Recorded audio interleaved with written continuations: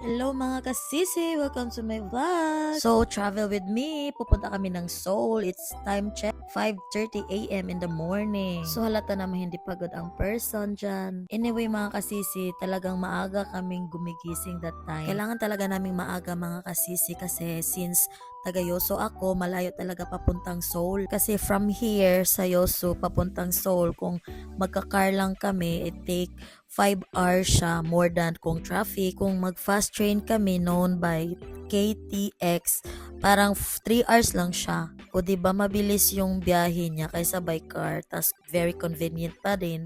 Maganda din naman pag by car ka pag pupunta doon. Since one day lang kami, kailangan namin bumalik sa gabi. So, kawawa naman din si asawa na mapapagod siya. Hindi ba mas convenient pag naka-train ka lang, pag pagod ka sa gabi, paupo-upo ka na lang dyan hanggang dumating ka sa place. Anyway, mga kasisi, papasok na kami sa KTX, no? Remember nyo ba yung Train to Busan? Ito yung ginagamit nila nung movie na ginawa nila yung Train to Busan. Yung mga ang daming zombie. Tapos, every door nilalock nila. Yan, may zombie dyan. Wait.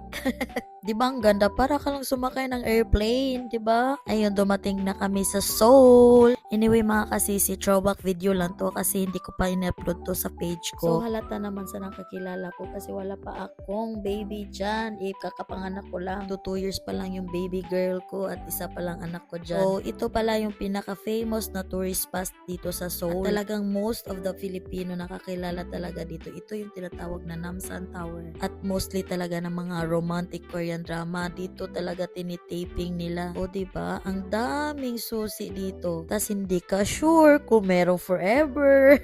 O mga kasisi dyan yung mga spot mostly na tinitake ng Korean drama. Diba? Sobrang dami, parang it's millions of case. At ito naman yung view from the top.